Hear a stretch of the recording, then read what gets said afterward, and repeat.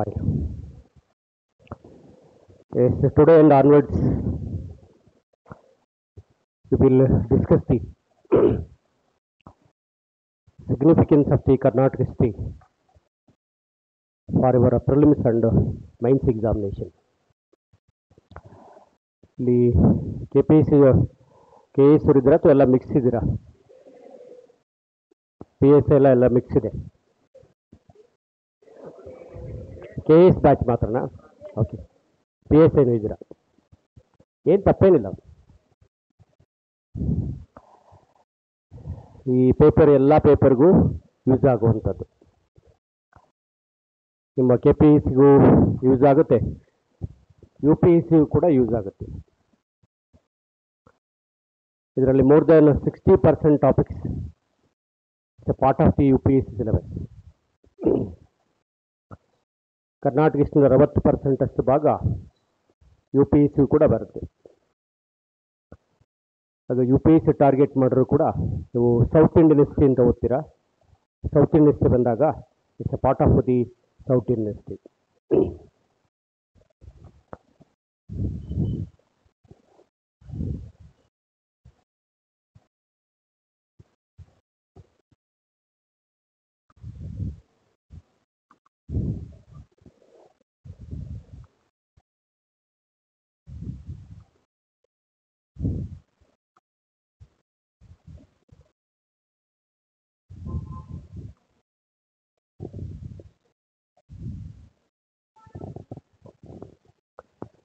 ನಮಗೆ ಕರ್ನಾಟಕ ಇತಿಹಾಸ since earliest the post independence, ಅತ್ಯಂತ ಪ್ರಾರಂಭದ ಕಾಲದಿಂದ ಹಿಡ್ಕೊಂಡು ಸ್ವತಂತ್ರ ನಂತರದವರೆಗೂ ಅಂತ ಅರ್ಥ. ಇಡೀ ಪೇಪರ್ ನೋಡಿದ್ರೆ ನಿಮ್ಮ ಪ್ರಿಲಿಮ್ಸ್ ಅಂತ ಬಂದಾಗ ಅರೌಂಡ್ 10 ಕ್ವಶನ್ಸ್ ಇರುತ್ತೆ. Around 10 questions. ನಿಮಗೆ ಮೋರ್ ದೆನ್ 20 ಕ್ವಶನ್ಸ್ ಇರುತ್ತೆ ಪ್ರಿಲಿಮ್ಸಲ್ಲಿ. 50% questions belongs to the Indian history, 50% questions belongs to the Karnataka history. So therefore you should give an equal importance for the study of the Indian history as well as Karnataka history.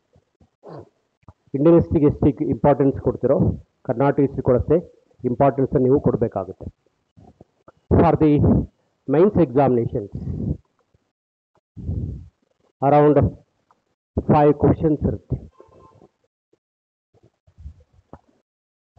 ಪ್ರಿಲಿಮ್ಸ್ಗೆ 10 questions ಮೇಲಿದ್ರೆ ಮೈನ್ಸ್ಗೆ 5 questions.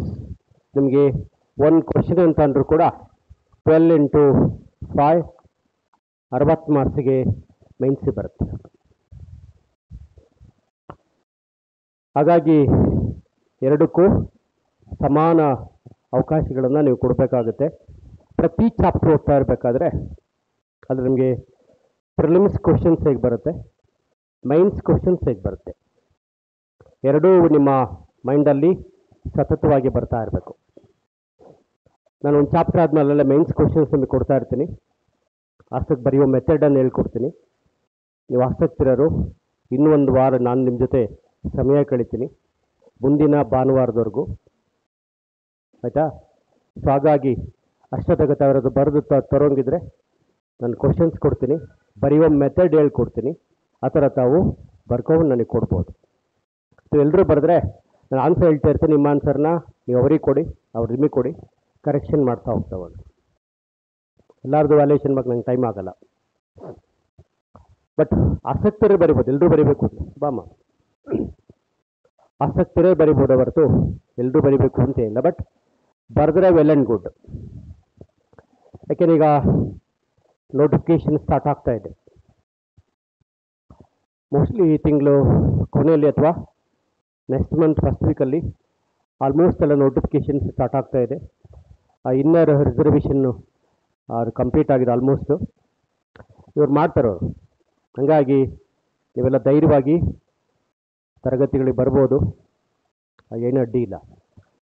First ನಾನು ಮಾಡಬೇಕಾದ್ರೆ ಕೇಳಿ, ಏನಾರ ಗೊಂದಲ ಇದ್ದರೆ note ಮಾಡ್ಕೊಳ್ಳಿ.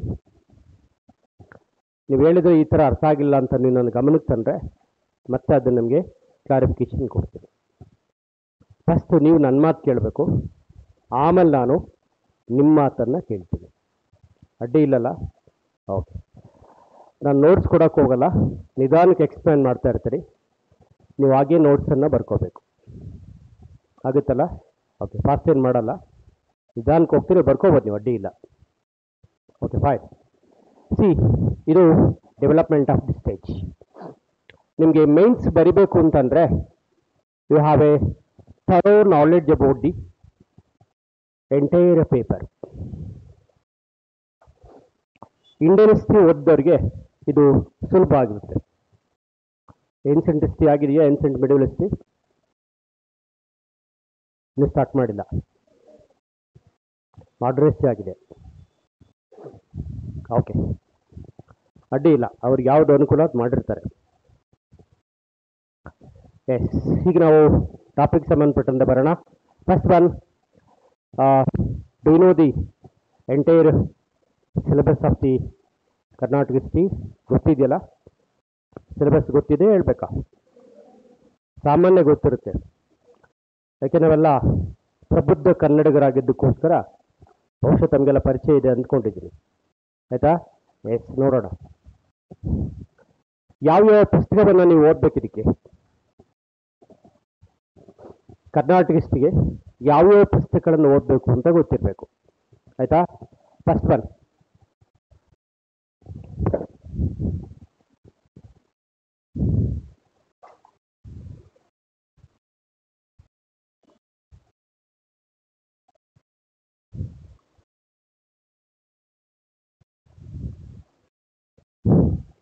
Handbook of Karnataka. ಹೆಸರು ಕೇಳಿದ್ದೀರಾ? ಹಾಂ, ಬಹುಶಃ ಗೊತ್ತಿರುತ್ತೆ. ಕನ್ನಡದಲ್ಲಿ ಕರ್ನಾಟಕ ಕೈಪಿಡಿ ಅಂತ.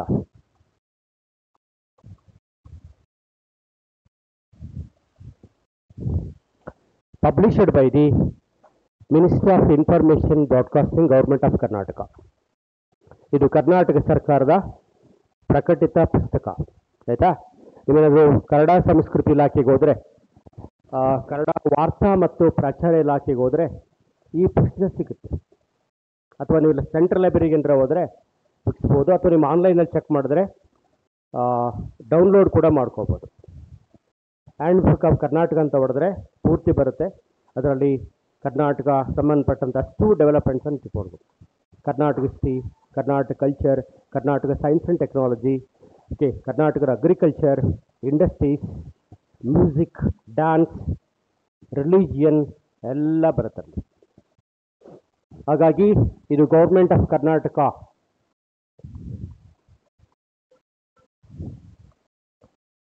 ಅವರ ಪಬ್ಲಿಕೇಶನ್. ಇದು ಕರ್ನಾಟಕ ಸರ್ಕಾರದ ಮುದ್ರಣದ ಪುಸ್ತಕ. ಹಂಗಾಗಿ ಯಾಕೆಂದ್ರೆ ಅವರೇ ಇದರಲ್ಲಿ ಏನು ಬಂದಿದೆಯೋ ಅದು ನೋಡಿಕೊಂಡ್ರು ಕೂಡ ನಮಗೆ ನಾಳೆ ನೀವು KPSCಗೆ ನೋಡಿ ಸ್ವಾಮಿ ನೀವೇ ಪುಸ್ತಕ ಪ್ರಿಂಟ್ ಮಾಡಿದ್ದೀರಾ ಅಂತ ತೋರಿಸ್ಬೋದು ನೀವು. KPSC ಸುಲಭ ಒಪ್ಕೊಳ್ಳುತ್ತೆ ಅದನ್ನು. ಆಯಿತಾ? ಅದು ಫಸ್ಟ್ ಪಾರ್ಟ್. ನೆಕ್ಸ್ಟ್,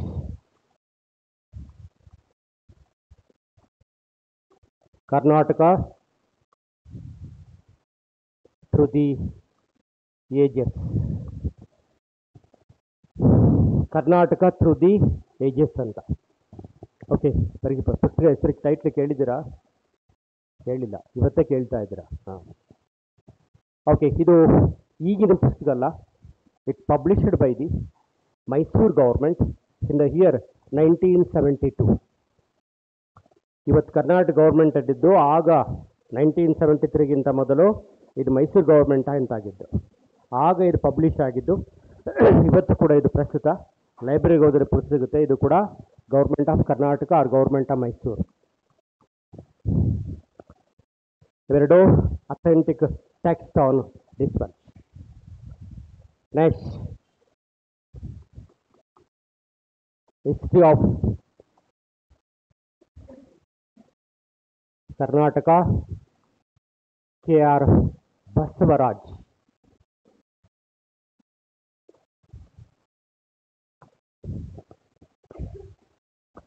ಇದು ಕೂಡ ನಿಮ್ಮ ಬುಕ್ಸ್ಗಳ ಸ್ಟಾಲ್ ಸಿಗೋಲ್ಲ. ಲೈಬ್ರರಿಗೆ ಹೋದರೆ, ಸರ್ಕಾರಿ ಗೌರ್ಮೆಂಟ್ ಲೈಬ್ರರಿಗೆ ಹೋದರೆ ಪುಸ್ತಕ ಎಲ್ರು ಕೊಡ್ತಾರೆ, ನೀವು ಅಲ್ಲೇ ಕೂತ್ಕೊಂಡು ನೋಟ್ಸ್ ಮಾಡ್ಕೊಂಡು ಬರಬೇಕು. ನಿಮ್ಮ ಮಾಮೂಲಿ ಟೆಕ್ಸ್ಟ್ ಬುಕ್ಕಲ್ಲಿ ಈ ಪುಸ್ತಕದಲ್ಲಿ ಸಿಗೋದಿಲ್ಲ, ಆಯಿತಾ? ನೆಕ್ಸ್ಟ್ ಅನದರ್ ಬಿಟ್ಟರೆ next Karnataka history and culture, Suryanatha Kamath.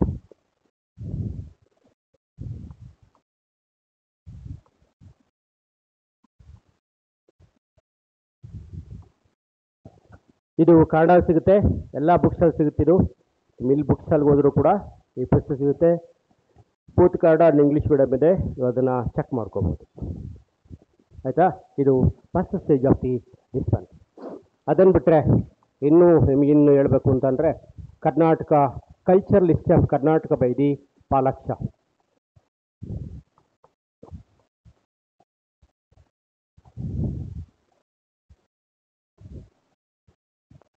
ಅದು 2 ಸಂಪುಟ ಇದೆ, both Kannada and English medium. Palaksha book ಸಾಮಾನ್ಯೆಲ್ಲ ಗೊತ್ತಿರುತ್ತೆ ನಮಗೆ ಅಲ್ವಾ? ಈ ಪುಸ್ತಕಗಳು ಸ್ವಲ್ಪ ಅವೆಲ್ಲ ಯಾಕಿದೆ ನಮಗೆ ಸ್ಟ್ರೆಸ್ ಮಾಡಿದೆ ಅಂತಂದರೆ, these are based on research oriented text return by the various scholars. ಯಾರು ಕರ್ನಾಟಕದಲ್ಲಿ ಇತಿಹಾಸ ವಿದ್ವಾಂಸರು ಅಂತ ಇದ್ದಾರೆ, ಅವರಿಂದ ಬರೆಯಲ್ಪಟ್ಟಿರುವಂಥ ಗ್ರಂಥಗಳು ಇವೆಲ್ಲ best sources for the history of Karnataka. ಮಿಕ್ಕಿದ್ದು ನಿಮ್ಗೆ ಯಾವ್ಯಾವುದು ಮಾರ್ಕೆಟ್ ಸಿಗುತ್ತೆ ತಗೊಂಡು ಓದ್ಬೋದು, ನನ್ನ ಅಡ್ಡಿ ಅಂತ ಏನಿಲ್ಲ, ಆಯ್ಕೆ ನಿಮ್ಮದು. ಬಟ್ ಬೆಸ್ಟ್ ಸೋರ್ಸಸ್ ಅಂತಂತಂದರೆ ಇದನ್ನು ಆಯ್ಕೆ ಮಾಡ್ಕೊಳ್ಳೋದ್ರಿಂದ ನಿಮ್ಗೆ ಅನುಕೂಲ. ಓಕೆ, ಫಸ್ಟು ಬುಕ್ಸ್ ಬಗ್ಗೆ ಗೊತ್ತಿರಬೇಕು, ಆಮೇಲೆ ಸಿಲೆಬಸ್ ಗೊತ್ತಿರಬೇಕು. ಸಿಲೆಬಸ್ ಪ್ರಕಾರ ನೋಟ್ಸನ್ನು ನೀವು ರೆಡಿ ಮಾಡ್ಕೋಬೇಕು. Okay fine. ಈಗ ಇವೆಲ್ಲ ಸೋರ್ಸಸ್ಸನ್ನು ಕುರಿತು ನಾನು ಮಾತಾಡಿದೆ. ನೆಕ್ಸ್ಟ್ ಸ್ಟೆಪ್ ಅಂತ ತಕ್ಷಣ ಕಂಡು ಬರೋದು ದಟ್ ಈಸ್, ಈಗ ಒಂದೊಂದೇ ಚಾಪ್ಟರ್ನ ನಾವು ಚೆಕ್ ಮಾಡಿಸ್ಕೊಳ್ತಾ ಹೋಗೋಣ.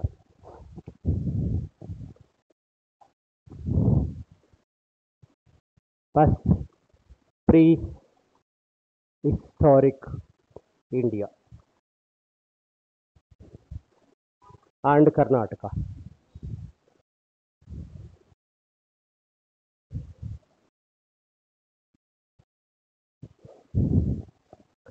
The entire history usually classified into the 3 important divisions. One is ancient India, medieval India, and modern India. Ancient Indian history again has based on the availability of the metals. If you read any part of the world history, usually divided into, so on the basis of the availability of the metals of that particular territory or region. ಜಗತ್ತಿನ ಯಾವುದೇ ಇತಿಹಾಸ ಓದಿ ನೀವು, ಆ ಇತಿಹಾಸವನ್ನು ಓದ್ಬೇಕಾದ್ರೆ ಇತಿಹಾಸಕಾರರು ಮಾಡಿರೋ ದೊಡ್ಡ ಕೆಲಸ ಅಂತಂದರೆ, ಆ ಕಾಲದಲ್ಲಿ ಏನೇನು ಲೋಹಗಳು ಸಿಕ್ತಿತ್ತು, ಲೋಹಗಳ ಆಧಾರದ ಮೇಲೆ ಇತಿಹಾಸವನ್ನು ಅವರು ಅದ್ರ ಬೇಸ್ ಮೇಲೆ ಬರೆದಿದ್ದಾರೆ. ಭಾರತೀಯರು ಮೊದಲು ಬಳಕೆ ಮಾಡಿದ ಲೋಹ ಯಾವುದು? ತಾಮ್ರ. ಕಾಪರ್ಗಿಂತ ಮೊದಲು ಯಾವ್ದಾರು ಇತ್ತಾ? ಕಾಪರ್ಗಿಂತ ಮೊದಲು ಯಾವ್ದಾದ್ರು ಲೋಹ? ಗೋಲ್ಡ್. ರೇಟ್ ಜಾಸ್ತಿ ಆಗಿದೆ ಅಂತ.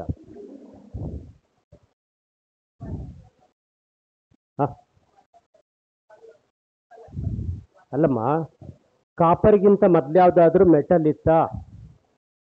ಈಗಿರುತ್ತೆ.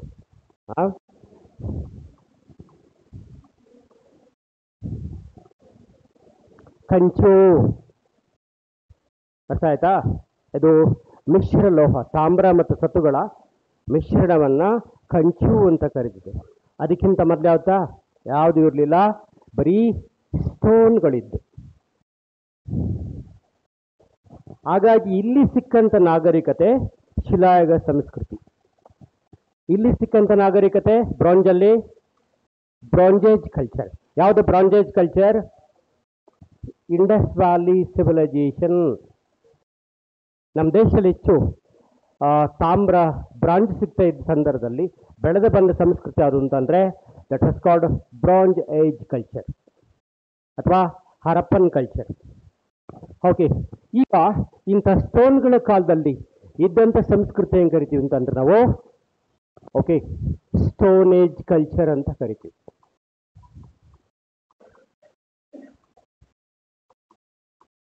ಕನ್ನಡದಲ್ಲಿ ಶಿಲಾಯುಗ ಸಂಸ್ಕೃತಿ ಅಂತ ಅರ್ಥ.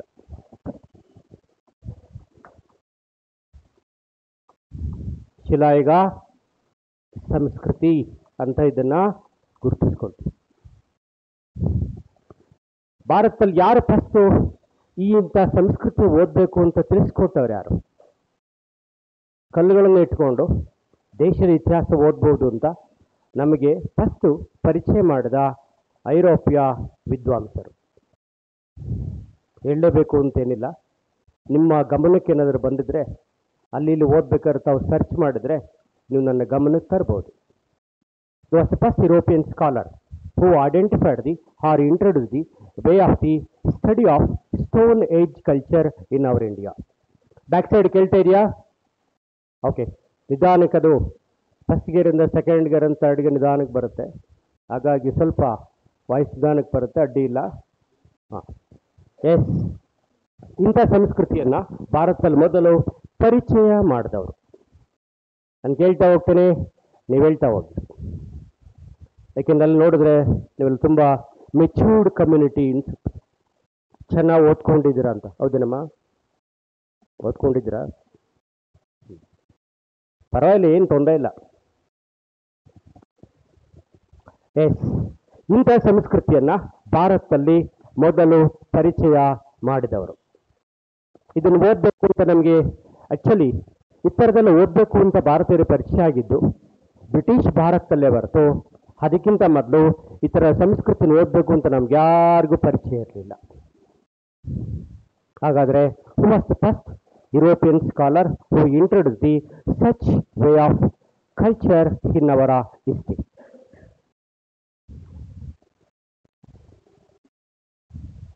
ಇವತ್ತೇ ಬಂದು ಫಸ್ಟ್ ಕೂತ್ಕೊಂಡಿದ್ದೀವಿ, ಶಿವ ಅಂತ ಪ್ರಶ್ನೆ ಕೇಳ್ರಿ ಏನು ಹೇಳೋದು? ಮುಖದಲ್ಲಿ ನೋಡಪ್ಪ ಕಾಣಿಸ್ತಾ ಐತೆ, ಅನುಮಾನ ರೈಟ್ ಅಲ್ಲ? ಹಾಂ, ಯೋಚನೆ ಮಾಡಬೇಡಿ. ಓಕೆ, ಸೊ ದ ಫೆಲೋ ಅವರೇ, ಇಂಥ ಸಂಸ್ಕೃತಿ ಭಾರತದಲ್ಲಿ ಯಾರಾದರೂ ರಾಯಚೂರು ಜಿಲ್ಲೆಯವರು ಇದ್ದೀರಾ? ರಾಯಚೂರು ಜಿಲ್ಲೆ ವ್ಯಾಪ್ತಿಗೆ ಸಂಬಂಧಪಟ್ಟವರು ತಮ್ಮ ಜಿಲ್ಲೆಯ ಇತಿಹಾಸ ಒಂಚೂರು ಹಂಗೆ ನನಗೆ ಪರಿಚಯ ಮಾಡಿಕೊಡ್ತೀರಾ? ಧೈರ್ಯವಾಗಿ ಹೇಳಿ, ನಾನು ರಾಯಚೂರು ಜಿಲ್ಲೆ ಗಂಡುಗಲ್ಲಿ ಅಂತ ಧೈರ್ಯವಾಗಿ ಹೇಳಿ, ತಪ್ಪೇನಿಲ್ಲ. ಬರೀ ಬೆಟ್ಟ ಗುಡ್ಡಗಳು, ಇಡೀ ರಾಯಚೂರ ಊರೇ ಆ ಗುಡ್ಡದೊಳಗಿದೆ.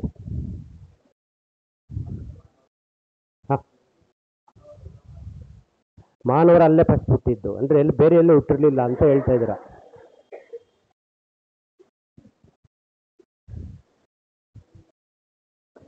ಓಕೆ ನೋಡಿ, ಈಗ ನಿಮ್ಮೂರು ಬರ್ತೀನಿ. 1848ರಲ್ಲಿ 1842ನಲ್ಲಿ ನಿಮ್ಮೂರಿನಲ್ಲಿ ಐರೋಪ್ಯ ವಿದ್ವಾಂಸರಿಂದ ಶಿಲಾಯುಗಗಳ ಮೊದಲ ಅವಶೇಷಗಳು ಸಿಕ್ಕಿದೆ. ಫಸ್ಟ್ ಹ್ಯಾಂಡಾಕ್ಸ್, ಕನ್ನಡದಲ್ಲಿ ಕೈಗೋಡಲಿ. ಓಕೆ, ನಿಮ್ಮ ರಾಯಚೂರು ಜಿಲ್ಲಾ ವ್ಯಾಪ್ತಿಯಲ್ಲಿ ಕಂಡುಬರುವಂಥ ಒಂದು ಪ್ರಮುಖವಾದಂಥ ಸ್ಥಳ. ಓಕೆ, ಪರಿಚಯ ಇದೆಯಾ? ರಾಯಚೂರು ಅಂದ ತಕ್ಷಣ ಹೆಸರು ತಕ್ಷಣ ನಮಗೆ ಜ್ಞಾಪಕ ಬರಬೇಕು.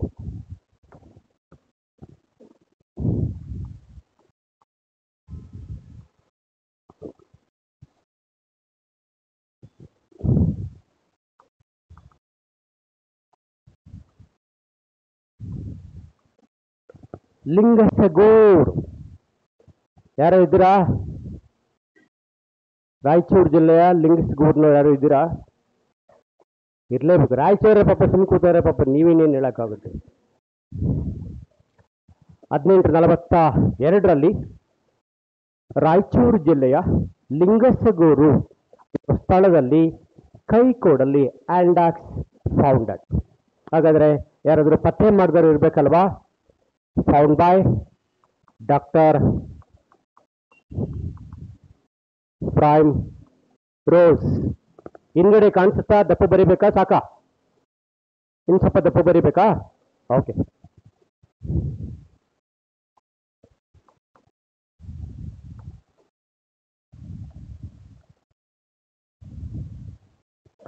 ಖ್ಯಾತ ಬ್ರಿಟಿಷ್ ಇತಿಹಾಸಕಾರ ಪುರಾತತ್ವಜ್ಞ ಡಾಕ್ಟರ್ ಪ್ರೈಮ್ ರೋಸ್ ಅನ್ನುವರು ಓಕೆ 1842ನಲ್ಲಿ ಈ ರೀತಿ ಕೈಗೋಡಲಿಗಳನ್ನು ಪತ್ತೆ ಮಾಡಿದ್ರು.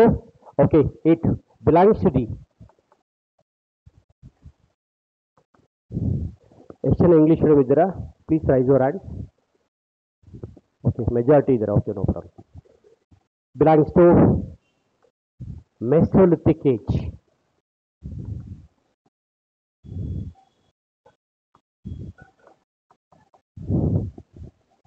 ಈ ಹ್ಯಾಂಡ್ ಆಕ್ಸ್ ಇದೆಲ್ಲ it belongs to the okay, ಇದನ್ನ ನಾವು ಸೂಕ್ಷ್ಮ ಶಿಲಾಯುಗ ಅಂತ ಕರಿತೀವಿ.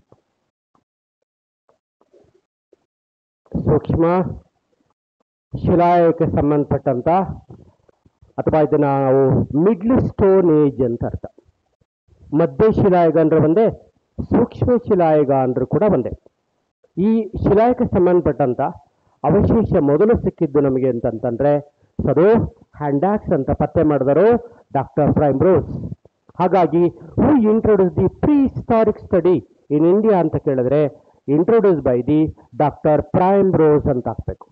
ಅದರಲ್ಲೂ ದಕ್ಷಿಣ ಭಾರತದಲ್ಲಿ, ನಮ್ಮ ಕರ್ನಾಟಕ, ಅದರಲ್ಲೂ ನಿಮ್ಮ ಉತ್ತರ ಕರ್ನಾಟಕದಲ್ಲಿ ಮೊದಲ ಡೆವಲಪ್ಮೆಂಟ್ ಸ್ಟಾರ್ಟ್ ಆಯಿತು. ಈ ಥರದ ಭಾಳಷ್ಟು ಟೂಲ್ಸ್, ಉಪಕರಣಗಳೆಲ್ಲ ಉತ್ತರ ಕರ್ನಾಟಕ ಬೇರೆ ಬೇರೆ ಭಾಗದಲ್ಲಿ ಸಿಕ್ಕಿತು. ಇವರ ಆಸಕ್ತಿಯನ್ನು ಜಾಸ್ತಿ ಮಾಡ್ತೀವಿ. ಯಾರ್ದು ಆಸಕ್ತಿ? ಪ್ರೈಮ್ ರೋಸ್ ಅವರ ಆಸಕ್ತಿ ಜಾಸ್ತಿ ಮಾಡ್ತಾವೆ. ಪ್ರತಿಫಲವಾಗಿ ಸೊ ಅನಾರೋಗ್ಯ ಸರ್ಚ್ ಮಾಡ್ತಾ ಇರ್ಬೇಕಾರೆ ಅನಾರೋಗ್ಯದಿಂದ ಅವರು ಸೊ ತಮ್ಮ ತಾಯ್ನಾಡಿಗೆ ವಾಪಸ್ ಆಗಬೇಕಾಯಿತು. ಈ ಪರಂಪರೆ, ಇವರ ಪರಂಪರೆನ ಭಾರತದಲ್ಲಿ ಮುಂದುವರಿಸಿದ ಇನ್ನೊಬ್ಬ ದೊಡ್ಡ ಬ್ರಿಟಿಷ್ ಪುರಾತತ್ವ ತಜ್ಞ who considered as a father of the pre historic India, ಅವರನ್ನ ಇತಿಹಾಸ ಪೂರ್ವಕಾಲದ ಪಿತಾಮಹ ಅಂತ ನಾವು ಕರೆದಿದ್ದೀವಿ. ಯಾರಿಗಾರು ಜ್ಞಾಪಕ ಇದೆಯಾ? ರಾಬರ್ಟ್. ಈ ಪರಂಪರೆನ ಮುಂದುವರಿಸ್ತವರು Robert ಬ್ರೂಸ್ಫೋರ್ಡ್.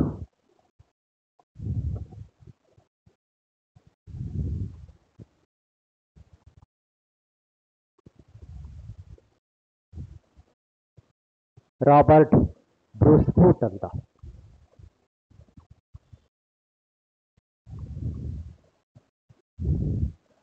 considered as a father of Indian and Karnataka prehistoric study. Prehistoric study. Kannada ಬರ್ಕೊಳ್ಳಿ. ಇವರನ್ನ ಭಾರತದ ಮತ್ತು ಕರ್ನಾಟಕದ ಇತಿಹಾಸ ಪೂರ್ವ ಕಾಲದ ಪಿತಾಮಹ ಅಂತ ಬರ್ಕೊಳ್ಳಿ. ಭಾರತ ಮತ್ತು ಇಂಡಿಯಾ ಅಂತ ಕೇಳಿದ್ರು ಒಂದೇ, ಕರ್ನಾಟಕ ಅಂದ್ರೆ ಕೇಳಿದ್ರು ಒಂದೇ. ಭಾರತ ಮತ್ತು ಕರ್ನಾಟಕದ ಇತಿಹಾಸ ಪೂರ್ವ ಕಾಲದ ಪಿತಾಮಹ ಅಥವಾ ಶಿಲಾಯುಗ ಸಂಸ್ಕೃತಿಯ ಪಿತಾಮಹ ಎರಡು ಕೂಡ ಒಂದೇ.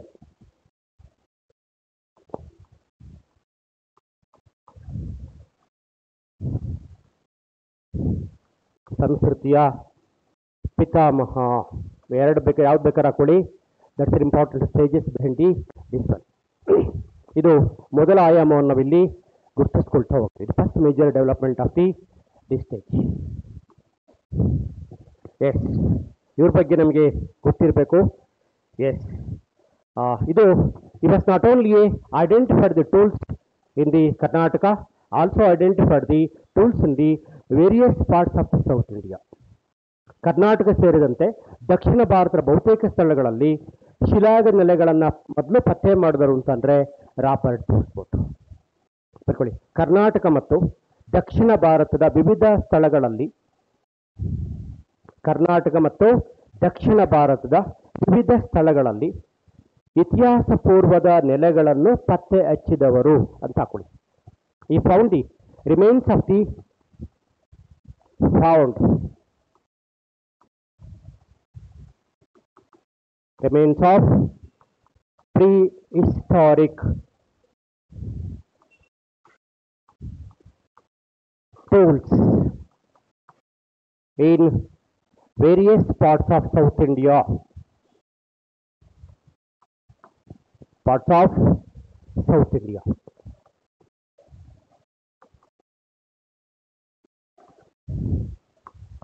ಓಕೆ, ದಕ್ಷಿಣ ಭಾರತದ ವಿವಿಧ ಸ್ಥಳಗಳಲ್ಲಿ ಓಕೆ ಏನು ರಿಮೇನ್ಸ್ ಅಂದರೆ ಅವಶೇಷಗಳು ಅಂತ ಅರ್ಥ, ಅಥವಾ ಪುರಾತತ್ವ ಅವಶೇಷಗಳು ಅಂತ ಹಾಕೊಳ್ಳಿ, ಏನು ಬೇಕಾದ್ರೆ ಹಾಕೊಳ್ಳಿ, ಅದಕ್ಕೆ ಹಾಕೊಳ್ಳಿ. ಅದರಲ್ಲಿ ಬೆಸ್ಟ್ ಮೇಜರ್ ಡೆವಲಪ್ಮೆಂಟ್ ಅಂದರೆ okay that is called debris of, ಅದರಲ್ಲಿ first one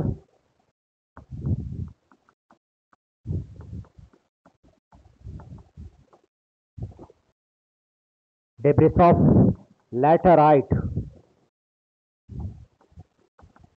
debris of laterite graves,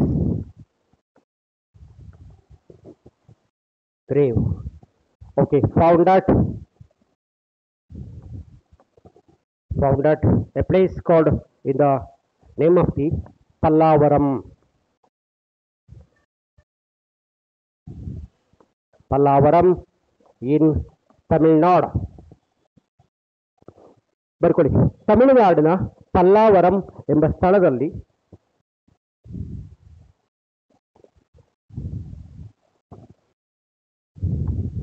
ತಮಿಳುನಾಡಿನ ಪಲ್ಲಾವರಂ ಎಂಬ ನೆಲೆಯಲ್ಲಿ, ಸ್ಥಳ ಅಂದರೆ ಸಾಮಾನ್ಯ ಪದ ಆಗ್ಬಿಡುತ್ತೆ, ನೆಲೆಯಲ್ಲಿ ಮರಳು ಕಲ್ಲು ಗುಪ್ಪೆ,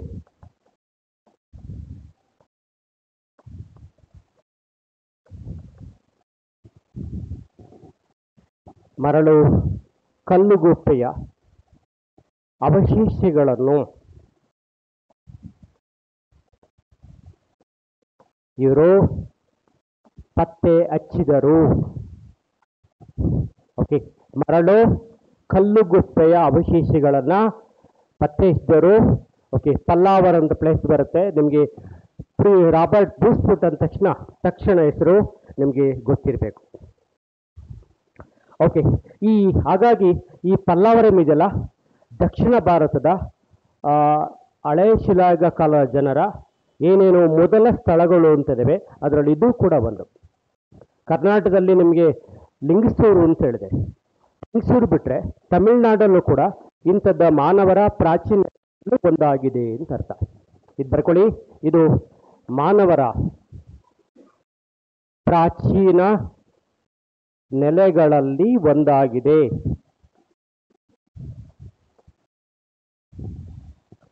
ಇಂಗ್ಲಿಷ್ ಇದನ್ನು ಬರ್ಕೊಳ್ಳಿ, one of the earliest inhabitants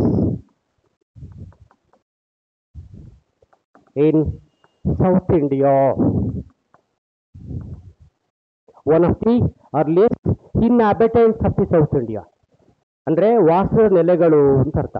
ದಕ್ಷಿಣ ಭಾರತದಲ್ಲಿ ಸ್ಥಳಗಳು ಸಿಕ್ಕಿದೆಯೋ ಅದರಲ್ಲಿ ಇದು ಕೂಡ ಒಂದು ಪ್ರಮುಖವಾದ ಸ್ಥಳ ಅಂತ ಅರ್ಥ. ಅಲ್ಲಿ ಕೊಡ್ತಾರಲ್ಲಿ ನಿಮಗೆ ಎಕ್ಸಾಮ್ ಕೊಡ್ಬೇಕಾದ್ರೆ ಸೈಟ್ ಕೊಟ್ಬಿಟ್ಟು ಕೆಳಗಿನ ಯಾವ ನಿವೇಶನ ದಕ್ಷಿಣ ಭಾರತದಲ್ಲಿ ಮಾನವರ ಪುರಾತತ್ವ ನೆಲೆಗಳಿಗೆ ಸೇರಿಲ್ಲ ಅಂತ ಕೊಡ್ತಾರೆ. 3 ರೈಟ್ ಇರುತ್ತೆ, 1 ರಾಂಗ್ ಇರುತ್ತೆ. ಅವಾಗ ಏನು ಮಾಡ್ಬೇಕು, ನೀವು ಈ ಥರದಲ್ಲಿ ಪ್ಲೇಸ್ ಗೊತ್ತಿದ್ರೆ ಯಾವುದಲ್ಲ ಅಂತ ಪತ್ತೆ ಮಾಡೋದಕ್ಕೆ ನಿಮಗೆ ಸುಲಭ ಆಗುತ್ತೆ. ಒಂದು ನಿಮ್ಮ ಗಮನಕ್ಕಿರಲಿ, ಮೊದಲಿನ ಥರ ಪ್ರಶ್ನೆಗಳೀಗ ಸುಲಭ ಆಗಿಲ್ಲ. ಕಳೆದ KPSC ಎಕ್ಸಾಮ್ಸ್ ನಿಮ್ಗೆ ಗಮನಿಸಿರ್ಬೋದು, ಪ್ರಶ್ನೆ ಪತ್ರಿಕೆಗಳು ಎಷ್ಟು ಟಫ್ ಆಗಿ ಬರ್ತಾ ಇದೆ ಅಂತ. ನೀವೇಂದ್ರೆ ಮೊದಲಿನ ಥರ ಜಸ್ಟ್ ಓಲ್ಡ್ ಕ್ವಶನ್ ಪೇಪರ್ ನೀವು ಬೇಸಿಸ್ ಪ್ರಿಪೇರ್ ಮಾಡಿಕೊಂಡ್ರೆ ಕಷ್ಟ ಇದೆ. ನಿಮ್ಮ ಸೀನಿಯರ್ಸ್ ಎಲ್ಲ ಓಲ್ಡ್ ಕ್ವಶನ್ ಪೇಪರ್ನೇ ಇಟ್ಕೊಂಡು ಪ್ರಿಪೇರ್ ಆಗಿ ಒಬ್ಬರು ಕೂಡ ಪ್ರಿಲಿಮ್ಸ್ ಆಗಿಲ್ಲ. ಹಾಗಾಗಿ ನಾನೇ ಟಾಲೆಂಟ್ ಅಂದರೆ ನಮಗಿಂತ ಟಾಲೆಂಟು ನಿಮ್ಮ ಕಮ್ಯುನಿಟಿನಲ್ಲಿ ಇರ್ತಾರೆ. ಹಾಗಾಗಿ ಪ್ರತಿ ಸಲ ನಿಮ್ಮ ಸಿದ್ಧತೆಯಲ್ಲಿ ಎಷ್ಟು ಸಾಧ್ಯನೋ ಅಷ್ಟು ವಿಷಯಗಳನ್ನು, ಹೊಸ ವಿಷಯಗಳನ್ನು ಸಂಗ್ರಹಿಸ್ಕೊಳ್ಳೋದಕ್ಕೆ ಪ್ರಯತ್ನ ಮಾಡಿದ್ರೆ ಈ ಸ್ಪರ್ಧಾ ಜಗತ್ತಿನಲ್ಲಿ ಬದುಕೋದಕ್ಕೆ ನಿಮಗೆ ಸಾಧ್ಯ. ಸರ್ ಬಿಡಿ ಸರ್ ಬುಲೆಟ್ ಪಾಯಿಂಟ್ಸ್ ಕೊಡಿ ಸರ್ ಅಂತಂದರೆ ನಾನು ಬುಲೆಟ್ ಪಾಯಿಂಟ್ಸ್ ಕೊಡ್ತೀನಿ, ಬರಲಿಲ್ಲ ಅಂತ ಏನು ಮಾಡ್ತೀರಾ? ಹಾಗಾಗಿ ದಿನೇ ಈಗ ಪ್ರತಿ ತಾಲೂಕಲ್ಲೂ ಕೋಚಿಂಗ್ ಸೆಂಟರ್ ಇಟ್ಕೊಂಡಾವೆ. ಪ್ರತಿ ತಾಲೂಕಿನಲ್ಲೂ ಕೂಡ ಅದೇನು ಹೇಳ್ಕೊಡ್ತಾರೆ, ಒಟ್ಟು ಕೋಚಿಂಗ್ ಸೆಂಟರ್ ಉಟ್ಕೊಂಡಿದ್ದಾರೆ, ಒಂದಷ್ಟೇನು ಹೇಳ್ಕೊಡ್ತಾರೆ. ಹೀಗಾಗಿ ಸ್ಪರ್ಧೆ ಜಾಸ್ತಿ ಆಗ್ತಾ ಇದೆ. ಈಗ ನೋಡಿ, ಬರೀ ಒಂದು ಸೆಂಟ್ರಲ್ ಇಷ್ಟೊಂದು ಸ್ಟ್ರೆಂತ್ ಇದೆ ಅಂತಂದರೆ ಇನ್ನು ಧಾರವಾಡ ಎಷ್ಟು ಸೆಂಟ್ರ್ ಇರಬೇಕು, ಬಿಜಾಪುರದ ಎಷ್ಟಿರಬೇಕು, ಬೆಂಗಳೂರಿಗೆ ಎಷ್ಟಿರಬೇಕು. ಅವ್ರನ್ನ ಇಂಥರೆಲ್ಲರೂ ಕೂಡ ಪ್ರಿಪರೇಷನ್ ಆಗ್ತಾವ್ರೆ. ಅದರಲ್ಲಿ ಗಟ್ಟಿ ಕಾಳುಗಳು ಮಾತ್ರ ಗೌರ್ಮೆಂಟ್ ನೌಕರಿಗೆ ಹೋಗ್ತಾರೆ ಹೊರತು ಜೊಳ್ಳಾಗಿದ್ದರೆ ನೀವು ಇಲ್ಲೇ ಉಳ್ಕೋಬೇಕಾಗುತ್ತೆ. ನಾನು ಎದುರಿಸ್ತಾ ಇಲ್ಲ, ಫ್ಯಾಕ್ಟ್ ಹೇಳ್ತಾ ಇರೋದು ನಿಮಗೆ. ಹಾಗಾಗಿ ಪ್ರತಿ ಚಾಪ್ಟರ್ನ ಗಮನ ಇಟ್ಟು ಓದಿ, ನಿಮ್ಮ ಬುಕ್ಸ್ ಆಗಿರೋದು ಓದಿ, ಪ್ರಿವಿಯಸ್ ಕ್ವಶನ್ ಪೇಪರ್ಸ್ ಓದಿ, ಕ್ಲಾಸಲ್ಲಿ ಕೊಟ್ಟಿದ್ದನ್ನು ನೋಡಿ ಚೆಕ್ ಮಾಡಿ, ಇಂಟರ್ನೆಟ್ಗೆ ಅಂದರೆ ಹೊಸ ವಿಷಯ ಇರುತ್ತೆ ಅದನ್ನು ಚೆಕ್ ಮಾಡ್ಕೊಳ್ಳಿ. ಒಂದಷ್ಟು ಪರ್ಫೆಕ್ಟ್ ಆಗಿ ಯಾವ ಥರ ಪ್ರಿಪೇರ್ ಆಗಬೇಕು ಅಂತಂದರೆ, ಒಂದೇ ಪೋಸ್ಟ್ ಇದ್ರು ಆ ಪೋಸ್ಟ್ ನನಗೆ ಬೇಕು ಅಂತ ನೀವು ಡಿಸೈಡ್ ಮಾಡಬೇಕು. ಒಂದು ಪೋಸ್ಟ್ ಇದ್ರು ಕೂಡ ಅದು ನನಗೇ ಬೇಕು ಅಂತ ಎಲ್ಲಿ ಪೈಪೋಟಿ ಮಾಡ್ತೀರಾ ಅಲ್ಲಿ ನೀವು ಸರ್ವ್ ಆಗ್ತೀರಾ. ಯಾಕೆಂದ್ರೆ ಇದು ಸ್ಪರ್ಧಾತ್ಮಕ ಜಗತ್ತು. ನೀವು ಡಿಗ್ರಿ ಎಕ್ಸಾಮ್ ತೆಗೆದುಕೊಂಡ್ರೆ, ಮಾಸ್ಟರ್ ಎಕ್ಸಾಮ್ ತೆಗೆದುಕೊಂಡ್ರೆ ನನಗೆ ಇಷ್ಟೇ ಪರ್ಸೆಂಟ್ ಬರುತ್ತೆ ಅಂತ ತಿಳ್ಕೊಬೋದು. ಬಟ್ ಇಲ್ಲಿ ನೀವು ಪೋಸ್ಟ್ ಇದ್ರೆ 10,000 ಜನನೋ ಅಥವಾ 1,00,000 ಅಪ್ಲಿಕೇಶನ್ ಹಾಕಿರ್ತಾರೆ. ಅಲ್ಲಿ ಗಟ್ಟಿ ಇದ್ದವ್ರು ಮಾತ್ರ ಉಳ್ಕೊಂಡು ಮಿಕ್ತರಲ್ಲ ಡಿಲೀಟ್ ಹಾಕಿ ನಿಮಗೆ ಸಿಗಲ್ಲ ಅಂತಲ್ಲ, ಮತ್ತೆ ಬೇರೆ ಇನ್ನೊಂದ್ಸರಿ ಟ್ರೈ ಮಾಡ್ಬೇಕು ನೀವು. ಅಷ್ಟೊತ್ತಿಗೆ ಓದೋ ಮೂಡೇ ಹೊಟ್ಟೋಗಿರುತ್ತೆ. ಮನೆಯಲ್ಲಿ ಜೈ ಅನ್ಸ್ಬಿಡ್ತಾರೆ, ಒಳ್ಳೆ ಸಂಬಂಧ ಬಂತು ಅಂದ ತಕ್ಷಣ. ಅವ್ರು ನಡೆಯುತ್ತೆ, ನಿಮ್ಮ ಕತೆ ಏನು? ಬಂದವ್ರು ನೋಡ್ಕೋಬೇಕಲ್ಲ ನೀವು. ನೀವೇನು ಮಾಡ್ತೀರಾ? ಅನಿವಾರ್ಯವಾಗಿ ಅವ್ರಿಗಿಂತ ಎಸೆನ್ಷಿಯಲ್ಲು ನಿಮಗಿರುತ್ತೆ. ಈಗ ಈ ಕಾಲದಲ್ಲಿ ಎಲ್ಲರೂ ಸಂಪಾದನೆ ಮಾಡಲೇಬೇಕು, ಅವರು ಮಾಡಲೇಬೇಕು, ನಾವು ಮಾಡಲೇಬೇಕು. ನಾವೆಲ್ಲ ಬಂದಿರೋದಲ್ಲ ಮಿಡ್ಲ್ ಕ್ಲಾಸ್ ಕಮ್ಯುನಿಟಿಯಿಂದ. ನಾವೆಲ್ಲ ದೊಡ್ಡ ದೊಡ್ಡ ರಿಚ್ ಕಮ್ಯುನಿಟಿ ಆಗಿದ್ರೆ, ಅದಾನಿ ಮಕ್ಕಳಾಗಿದ್ರೆ, ಇವರೆಲ್ಲ ಆಗಿದ್ರೆ ನಾವು ಇಲ್ಲೇನಕ್ಕೆ ಬರ್ತಾ ಇದ್ವಿ. ಹಾಗಾಗಿ ನಮಗೆ ಸರ್ಕಾರಿ ನೌಕರಿ ಬಹಳ ಎಸೆನ್ಷಿಯಲ್ಲು. ಎಸೆನ್ಷಿಯಲ್ ಇತ್ತು ಅಂತಂದರೆ ಬರೀ ಆಸೆ ಇದ್ರೆ ಸಾಲದು, ಅದ್ರ ತಕ್ಕಂತೆ ನಿಮ್ಮ ಪ್ರಿಪ್ರೇಷನ್ ಇರಬೇಕು. ನಿಮ್ಮ ಪ್ರಿಪ್ರೇಷನ್ನು KPSC ಏನು ಡಿಮ್ಯಾಂಡ್ ಮಾಡುತ್ತೋ, UPSC ಏನು ಡಿಮ್ಯಾಂಡ್ ಮಾಡುತ್ತೋ ಅದಕ್ಕೆ ಪೂರಕವಾಗಿರಬೇಕೆ ಹೊರತು ನಿಮ್ಮ ಪುಸ್ತಕಗಳು ಏನು ಹೇಳುತ್ತೋ ಅದಲ್ಲ. ಪುಸ್ತಕನ ಬಿಟ್ಟು ಕೇಳ್ತಾರೆ. ಹಾಗಾಗಿ ಎಷ್ಟೇ ನಿಮ್ಮಲ್ಲಿ ಜಾಗೃತಿ ಇದ್ರೂ ಕೂಡ ಒಮ್ಮೊಮ್ಮೆ ಕ್ವಶನ್ಸ್ಗಳು ನುಸುಳಿ ಹೋಗುವ ಸಾಧ್ಯತೆ ಇರುತ್ತೆ. ಹಾಗಾಗಿ ಈ ಥರದೆಲ್ಲ ಸ್ವಲ್ಪ ನೋಡ್ಕೊಳ್ತೀರಿ. ನನ್ನ ಪೇಪರ್ನಲ್ಲಿ ಎಷ್ಟು ನಿಮಗೆ ನ್ಯಾಯ ಕೊಡಿಸೋದಕ್ಕಾಗುತ್ತೋ ಅಷ್ಟಂತ ಕೊಡ್ತೀನಿ ಮ್ಯಾಕ್ಸಿಮಮ್. ಜೊತೆಗೆ ನೀವು ಕೂಡ ಅದಕ್ಕೆ ಸ್ಪಂದಿಸಬೇಕು. ಓಕೆ, ಇದು first major process of this one. ಈಗ 3 ಸ್ಟೇಜನ್ನು ಇಲ್ಲಿ ನಾವು ಕಾಣ್ತೀವಿ. ಇಲ್ಲಿ ಒಂದು, the whole culture has divided into 3 important stages. Prehistoric ಇದೆಯಲ್ಲ, ಇಡೀ ಇತಿಹಾಸ ಪೂರ್ವಕಾಲವನ್ನು ನಾವು 3 ಹಂತಗಳಲ್ಲಿ ಓದ್ತೀವಿ. ಫಸ್ಟ್ ಒನ್ ಪ್ಯಾಲಿಯೋಲಿಥಿಕ್ ಏಜ್, ಅಂದರೆ ಹಳೆ ಶಿಲಾಯುಗದ ಸಂಸ್ಕೃತಿ. ಸೆಕೆಂಡ್ ಒನ್ ಮೆಸೋಲಿಥಿಕ್ ಏಜ್, ಸೂಕ್ಷ್ಮ ಶಿಲಾಯುಗ ಸಂಸ್ಕೃತಿ ಅಥವಾ ಮಧ್ಯ ಶಿಲಾಯುಗ. And last one neolithic age, ನೂತನ ಶಿಲಾಯುಗ ಅಂತ ನಾವು ಪರಿಗಣಿಸ್ತೀವಿ. ಆಯ್ತಾ? ಎಸ್. ಈಗ ಫಸ್ಟು